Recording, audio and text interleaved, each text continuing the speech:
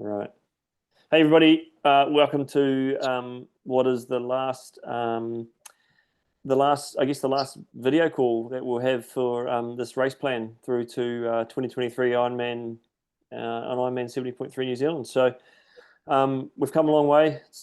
For some of you guys, it's 24 weeks. Some of you, it's 12 weeks, and it's just a long time when you look back at it and you think, you committed to something up to 6 months ago, and at the time it feels like race day will never come around.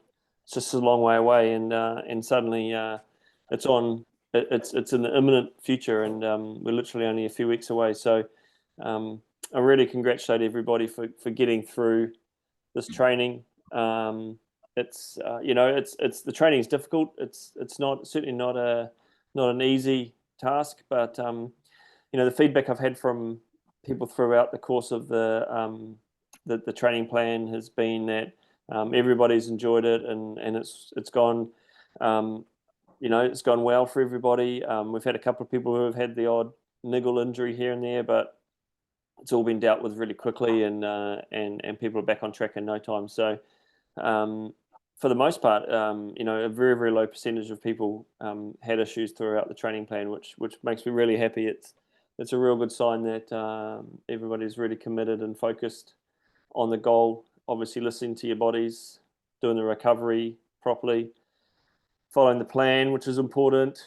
And it's just every year I just get more and more excited as race week comes around, because a whole new group of people have taken on this challenge. So congratulations to everybody making it this far. We've still got a few weeks to go, so I do want people to be careful. And here we are on the eve of probably the largest cyclone we've had this century, which makes me very nervous. But hopefully everybody is safe and well in their places where they are, and able to just ride this one out. And hopefully it doesn't hit on the weekend when everybody's going to be doing their big final training sessions, training days. And if it is through the week, then things can be modified to get around it. But the most important thing is that everybody's staying safe on the roads in their training sessions. So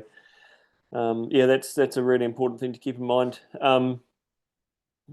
As we know, but with Ironman New Zealand in December, bad weather happens, and I did that race myself, and it was a pretty rough day. It wasn't the worst day I've had in racing, worst day weather-wise, but it was up there, and it was enough to sort of look back on and go, yeah, we nutted out a tough one. There were a lot of challenges in that day, which made the result even more satisfying to get to the finish line, and to look back and say, well, that if things get that tough, we can get through.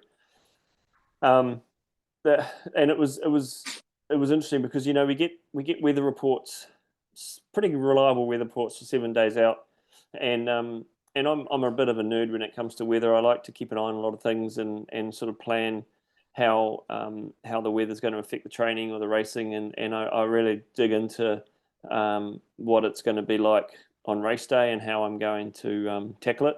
And in December, when we saw the weather wasn't going to be good, in the past I've been a little bit upset about it and frustrated and a bit angry, but for some reason this time I just looked at the weather and thought, oh well, it's just going to be unpleasant. I felt more sorry for the spectators than the athletes, just because it's such a miserable day watching if it's like that.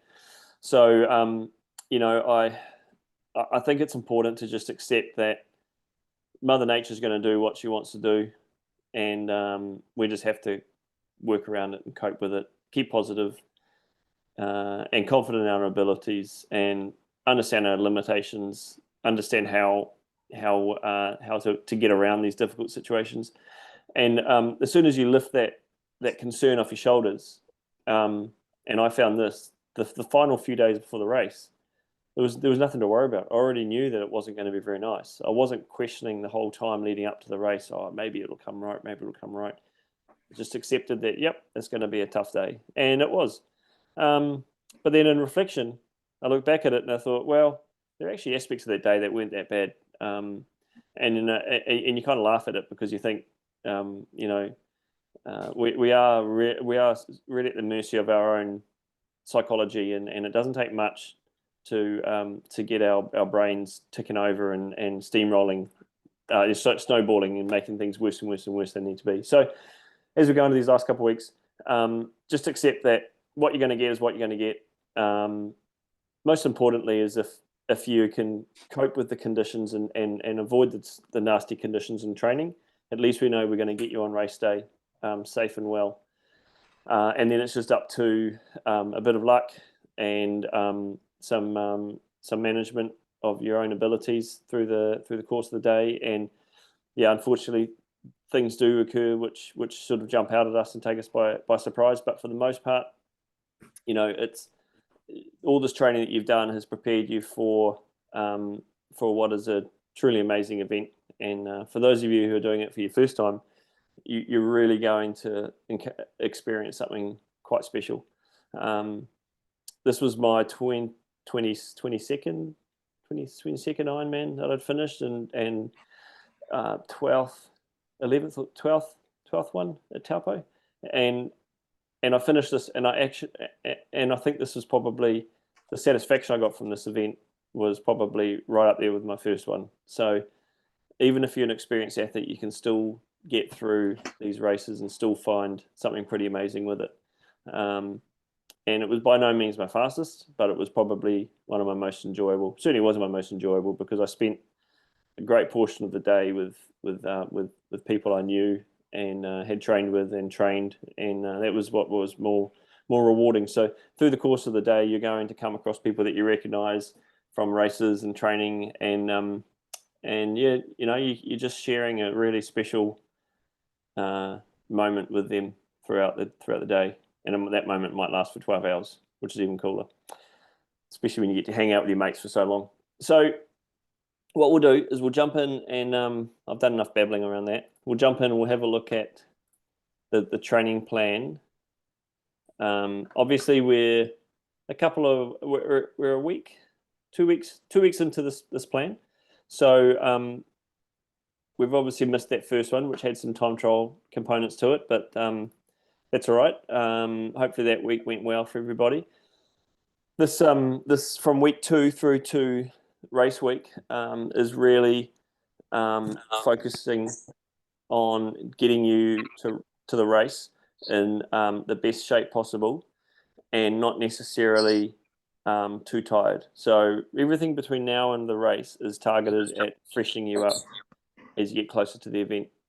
And I'm very specific with the intervals on these sessions because you'll see that the intervals are relatively low in number, but they're still quite high in intensity, or not high as in super hard work efforts, but all spend time at around your expected Ironman race effort.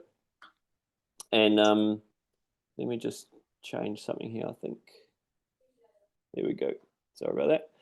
At or around your Ironman race effort. And it's really important because we tend to forget what it's like to not train so much. And so these next few weeks, if all we did was took the brakes off and stopped training completely, you would turn up to race day and you probably wouldn't know what to do. You'd be a little, you'd be flat. Your body wouldn't recognize the exercise quite as well. So as we get into the race, we still spend some stuff at the intensity that you expect to be on race day, right up until the day before the race, really. But it's less and less and less as we get closer and closer to that final event. But it's also important to really listen to your body. So the way I've structured this training plan is that this is the ideal situation if everything has gone well, training has been great, work stress has been low, family life has been really good, and there hasn't been any external stresses coming in.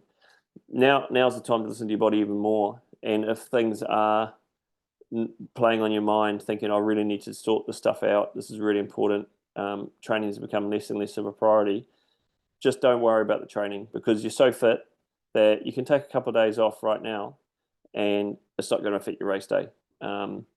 You might find the next couple of days as you come back into the training again might feel a bit average, but seriously, you'll get to the race, and you won't even remember those days off that you had. So first priority, look after your body, listen to your signals. If you need to take a break, take a break. If you need to shorten the workout, no problem at all. If you're not even sure, send me a message and I'll give you my own advice. And I've had people messaging me in the last couple of weeks just querying, adding things or altering things, and that's what I'm here for. So just lean on me, and I'm happy to help out and give you my suggestions as to what should be done. The other thing to be aware of, especially with some of the dodgy weather at the moment, is that where there's an open water swim session, you might have some closed beaches. So I wouldn't risk swimming in potentially nasty water. Keep an eye on the Swim Safe website, and that'll tell you if the beach that you're swimming at is safe to swim in. And if there's any concern, then it's best just to move to the pool and just do your workout in the pool. If you're lucky enough and you've got a good long course 50-meter outdoor pool that's not overly heated, then you can use your wetsuit, and that's a really good thing to do. If those of you who are in Auckland, I do that at the Lagoon Pools in Panmure, and it's just a superb place to do your open water simulation sessions. So that's really important. But yeah, there isn't a lot of rocket science going into these last few weeks, and you'll see that for those of you that are following the intermediate, beginner, and advanced plans, that each one, the taper is very, very similar. All the specificity and individualization came through the build phase of this training, and now that we're coming into the race phase, there's not a lot different that an advanced athlete would do from a beginner athlete, because the intensity is relative. There might be a little bit more work on some of the easy rides, and maybe a little bit more work on some of the hill intervals, but for the most part, you guys are all doing very, very similar sessions. And this is what I do with my own athletes that I coach. They generally have the same taper plan, unless they're got some specific things we need to work around. And it's quite refreshing, because you know that you're joining a bunch of other people that are all doing the same sessions as you come into the race, and you can sort of take strength in knowing that there's lots of people doing the same workout as you at that time. If that's the Ironman plan that we've got in front of us now. If I switch over to the 70.3 plan, you'll see there's a little bit of difference in the way, if you look into more closely the intervals within some of the taper sessions, they're a little bit sharper. There's a little bit more intensity, a lot less volume in the week than the Ironman athletes will do. But again, the taper is pretty much an Ironman taper, but with just a little bit of volume washed off it, and a little bit more intensity taking you through. Again, it's important to listen to your body, and certainly with the 70.3 athletes, you're probably a little bit more. You're probably less sensitive to fatigue, so you can actually get away with not having to rest quite as much as the Ironman athletes will do. But I still discourage adding too much to these training plans as we go. But again, if you've got any questions, just let me know. If you feel you need a little bit more run volume, let me know, and I'll suggest where you can probably add that. Likewise with bike volume, but yeah, it's a pretty well balanced training plan there. We'll stop this. I wasn't going to say anything else. Yeah, that's good. Let's stop this sharing, and we'll just come back to the discussion. So there's a couple of things that I like to do at this phase, being 3 weeks out from the race. First one, check your equipment. I'll go through and have a look at my bike and make sure that everything's working smoothly. The drivetrain's running smoothly. If I need to change my chain or my cassette at this time, I'll do it now. I won't wait till race week, particularly because bike shops tend to get really, really busy leading into the race. So the chain's really important. Checking your gears are working well. Checking your batteries are charged up. Di2 or SRAM batteries have a pretty long life on them. so you can recharge them now and just carry them through to the race pretty safely. And also just check your tires. If you were going to change your tires and put some new ones on, now's a good time too, because you do need to get a couple 100 Ks into your tires just to get that film off from a brand new tire. And if you're using an older tire, just check that there's no significant nicks and cuts in it. Look at your spares. Make sure you've got enough spare tires or tubulars, or if you're using gas canisters, or foaming canisters, those sorts of things. Just make sure that's all up to date and sitting somewhere on your bike that's easy to get to. And just run around and make sure that the bolts are all tightened up enough. As we know, the roads around New Zealand aren't that great, and things do shake apart. And bottle cages have been known to shake off at the worst time, usually in a race. So you want to make sure that bottle cages are tight, aero bar bolts are tight, seat posts are tight, all torqued up to the correct settings, and just the final checks on your bike frame, and just make sure. We're not saying that there will be any cracks, but it's always good just to go over and have a look at the frame closely, give it a good clean, make sure that everything looks smooth, bearings are nicely lubed, and everything's running sweet. If you're borrowing wheels, it's a good time to get them now and just get used to them.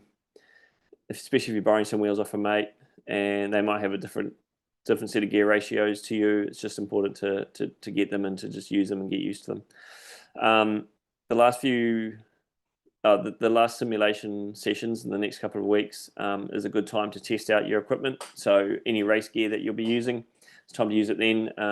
Get used to your fueling that you're planning to use, and just make sure your systems operate well. Too many times we've turned up to races doing something slightly different, haven't not checked it properly and training leading up to it, and it turns out to be a total failure on race day. And those are unfortunate and things that can be avoided. Really important to understand the course. If you're not familiar with this course, then look through the maps, look through Strava files, look at people's stalk people on Strava who have done this certain courses before, and just get an understanding of the terrain that you're going to be working on, the gradients of some of the hills, the speeds that people are going at. Because the first thing I noticed when in the Ironman this year and the swim was, and the 70.3 is pretty much the same. The start point is totally different to where we've been in the past. So obviously we're further down the beach now, which I think is a better position, a better place to be than the old start line. But the finish is quite different. So you'll come out of the water and you go straight up a pretty steep hill to transition. So if you get to town early enough, then I highly recommend doing some swim exits, running up the driveway to get to the road, just so you know what it's going to be like on race day. And running up there this year, even though I'd done it in training, I was surprised in the race how hard it actually was. It's quite a solid little run up the hill. So it might be something you decide to walk up, or you might feel super eager and happy to run up it. If you do run up it, just keep in mind that that might have an effect later in the day, especially if your heart rates become elevated, and then it makes it hard to come back down, particularly with the beginning of this ride being mostly uphill for the first 8 to 10 kilometers. Transition is still a pretty straightforward affair. It's quite a long run through transition again, so just jog your way through. But when you drop your bike off before the race, you get to do a transition tour, and it's a good idea to just visualize where the tents are and where your bags will be, where your bike is, and just make sure you understand how to exit transition properly. You quite often see people going the wrong way out of transition, and they lose a chunk of time doing that. Jumping on the bike, Rifle Range Road. Again, if you haven't ridden it before, I'd highly recommend getting up there, checking it out before the race. But it's a pretty solid, probably 2 to 4% gradient for a couple of kilometers before you turn onto Spa Road, and that was quite a slow section. The roads aren't particularly smooth. It's a bit of a grind. There's a bit of a battle. And then once you get onto Spa Road, there's a bit more of a climb. The road surface isn't great. And you just keep climbing all the way up to the racetrack, where you do your first out and back along Centennial Drive. And that was, I was surprised how how low my average speed was by the time I got to the top of that climb. And I thought to myself, gee, if I had a if I was not if I was worried about my average speed, and if I wasn't looking at something like power or heart rate, I'd look at that and think, crikey, I'm in trouble. This is going to be so slow. But it's just the nature of the course at the beginning makes it quite slow. Your speed will come up later on because you do hit some pretty quick downhills. But that's the biggest difference between this course and the old course, is the first 10 kilometers is a lot slower. The out and backs down Centennial and View Road are just pretty straightforward. Down a hill, turn around and come back up a hill, and View Road is up a slight incline, turn around and come back down a hill. They're quite long sections, but I didn't find them to be disruptive at all. And then you just hit the normal road out to Broadlands. And when I rode it a few weeks ago, the road surface was really nice. So that section's really good. It's a cool part of the course. Coming back to town, obviously the climb up to the racetrack is always a bit of a slog. And for the 70.3 athletes, you're lucky enough that you get to finish, do it once. For the Ironman athletes, you do it again. But again, if you've been pacing and if you're feeling well, and if you know the weather conditions and how the day is going to unfold, there's nothing that's going to jump out at you and become a shock. It's a tough bike course, but it's not the hardest bike course that you can do. And there's a lot of aspects to it to actually make it a pretty fast bike course as well. And then the final section, coming down Spa Road back towards town, there is, as we mentioned a little bit earlier, there is quite a tight corner coming down Spa Road, and it is a little bit off camber. It is a little bit narrow the way it's coned off. So it's something that can sneak up on you. So you just have to be a little bit aware that there is a bend in the road coming. But once you get around there safely, it's just down to Rough Range Road, take the left, and then you just shoot down to Transition. Quite a nice little final couple of kilometers to finish off that ride. Transition onto the run is something that, again, this was a new course, so I wasn't sure how this would go. But it starts on a downhill, which is nice because your legs feel quite good, but it's also not a good thing because you get a false sense of speed, and suddenly you find out that you're going a lot faster than you should have been, and you need to keep in check that at some stage you do need to check your speed and dial it back to what you expect your race to be at. Just because you do the first K in a certain time, maybe 20 or 30 seconds faster than your goal time, it doesn't mean that the rest of the race should be like that. You just need to understand that the first K is mostly downhill. The course is a bit different to what people have done previously, so it goes the opposite direction. So it goes along the lakefront first and then back along the road. And this was quite nice. There's quite a sharp little section coming out when you come onto Rainbow Point Drive, and that takes you up little steep climb initially, and then it sort of drags its way back up to the main road. That was quite tough, and it got harder and harder and harder each lap as we went. So for the 70.3, it's 2 laps. Ironman, it's 4 laps. By the 4th lap, I was pretty glad to leave that little hill behind. I'd had enough of it. And likewise with the hill coming towards past the mobile station, it's a sharp little kicker. First lap's not too bad. 4th lap, I was pretty over it. So it is a course that you have to be super careful and patient and pace well. You might feel $1 million in the first lap, but pack it away and wait for the 2nd or the 4th lap to come before you really feel like you can bring it home strong. And then obviously there is a slight incline to the area that the fire station is, which coincides with where the swim start would have been. And again, that's something to be really aware of. It just does drag on you. It's about 500 meters long, and it's just a long straight road. You can see the top the whole way, but it's more of a mind game on that hill than anything. Once you crest the top of it, it's mostly downhill to the finish, and that's a fantastic feeling. So, yeah, there's not a lot else that we need to talk about around that. I mean, the course is pretty simple, pretty straightforward. It's all about pacing management. It's all about fueling, but mostly it's about keeping within your own abilities and knowing that the last quarter of each leg the swim, bike, and the run does get tougher. But as long as you've kept everything in control, you can actually have a great final section of this race. And you do want to finish. You do want to make sure you finish the race, you know, not completely flattened. You want to be able to make sure you can enjoy it.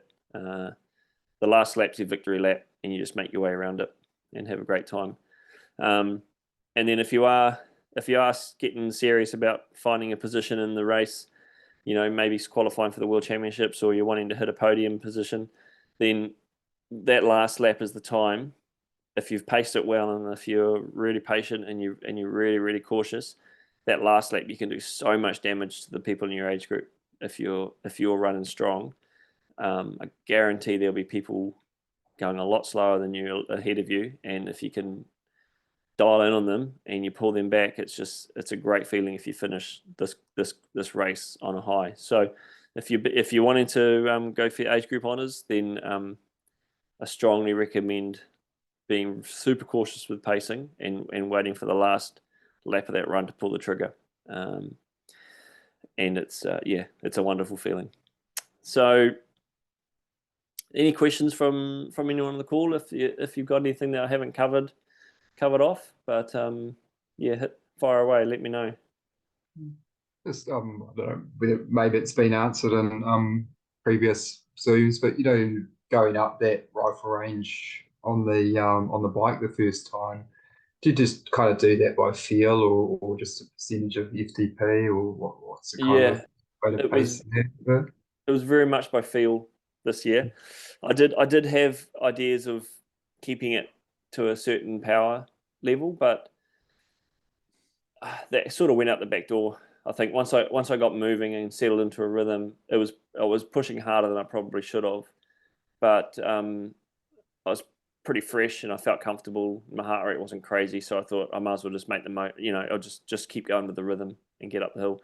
If I'd had a really challenging, tough swim, if maybe it was really choppy and it was a bit of a battle, I would have been a little bit more cautious because the heart rate would have probably been elevated. But the fact that heart rate wasn't doing anything crazy, I was quite happy just maybe going 15, 20 watts higher than I'd planned to.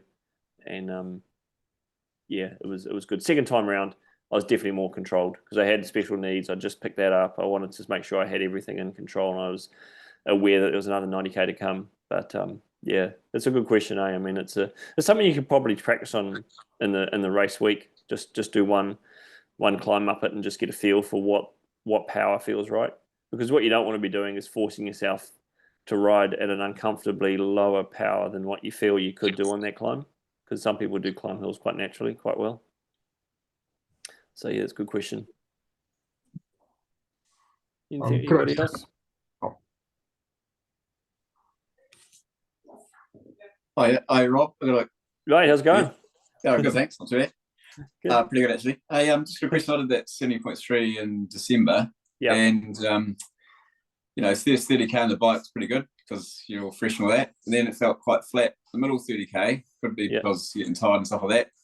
It's just that, and I was talking to someone else, it might be nutrition, not eating early enough. Because by the time you get ready in the morning, get your stuff organised, do the swim, bike up that hill, then you might be behind in nutrition quite early on, potentially. So, just explaining why the middle 30K is it going too hard. It's the first 30K, or psychological?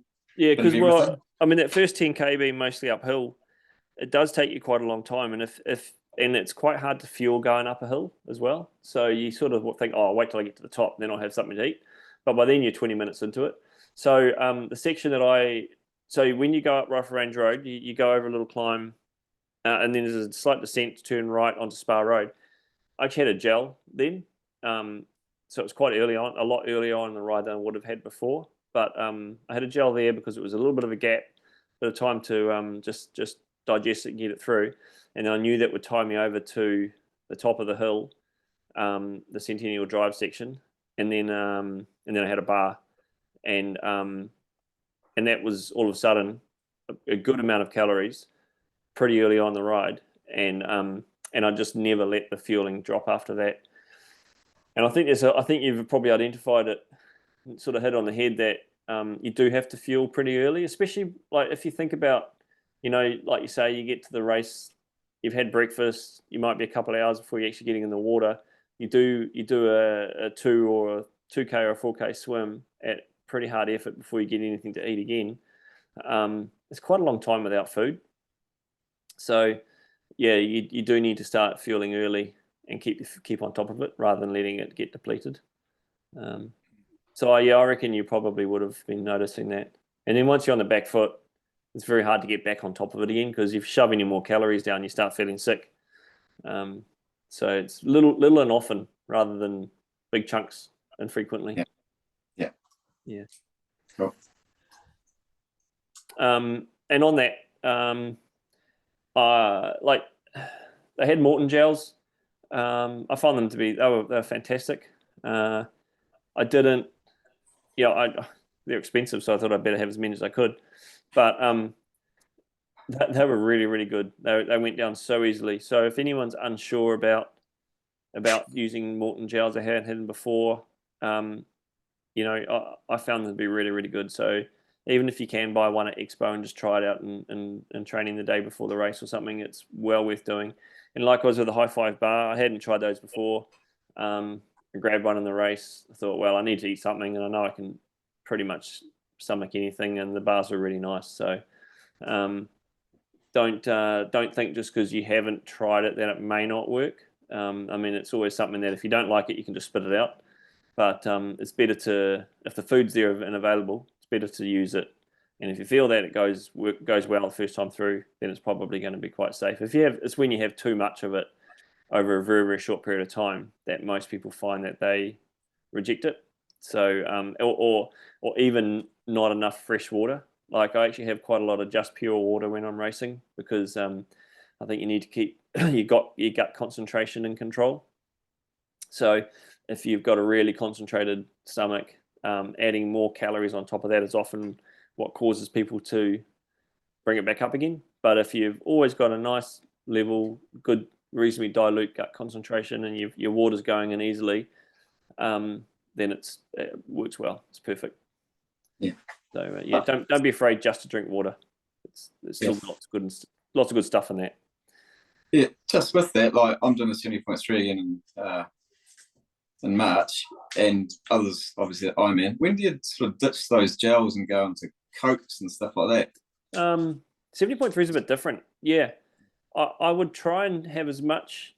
So 70. So the Ironman athletes probably shouldn't do this, but 70.3 athletes can get away with it. Is trying to take in as much as you can tolerate through the bike. So you should really be coming off the bike fully fueled and topped up, and then through the course of the run, you're not really wanting to take on more fluid, because the best run performance comes from people who are slightly dehydrated at the finish. And that's not a dangerous thing. That's actually a performance thing. So if you're wanting to race well, if you're still drinking heavily through the run, then you're not actually you're doing yourself a bit of a disservice. So you want to be fueled up enough sufficiently so that you can get through the course of that run, probably on a couple of sips of carb drink, maybe 2 gels, mostly tipping water over your head, keeping your body cool, and just sipping on the Coke as you need to, because the Coke's actually the thing that's going to give you the most bang for your buck in terms of quick energy and a bit of a kick up the backside. So yeah, for you, Jared, I would try and optimize your fueling on the bike, so you're not having to rely on taking in too much on the run, because that's when you're sloshing around anyway, and it gets quite hard to manage. So and you're a good enough runner as well that that you can run for a pretty long time without having to take on too much fuel in the course of it. Yeah. Okay, cool. For those of you that are run walking, there will be a few in this group that do that, because I've spoken to quite a few who are in that regime. If you can time it around the walking when you're expecting to go through an aid station, it's a really good time to get the fueling, and when you are having your walk break. So it might be that you alter your pattern slightly. You might go for 9 minutes, 7 minutes, 10 minutes, whatever, just to get between. So you time it right. So you hit each aid station just as your walk break starts. Walk quickly, get your fuel on, make sure you process it properly before you start your run again, and then settle back into your run routine. And run walk routine works very well for people that still want to go fast. It's not just something for the people that are at the the mid packers or the back end of the field. There's been some really good, really high performance run times coming from people that have had a strict run walk policy. So it does work really well, particularly if you've just got through an injury and you're not 100% confident in your run fitness. Then just run walk it. It's not a bad way to go. I just asked about just the next 3 weeks, like people's try. Is it okay to do that and just swap out what? Yeah, when is it? Is it 2 weeks before the race, isn't it? Yeah, I think it is. I think it's like not this like the 18th or something like that. Yeah.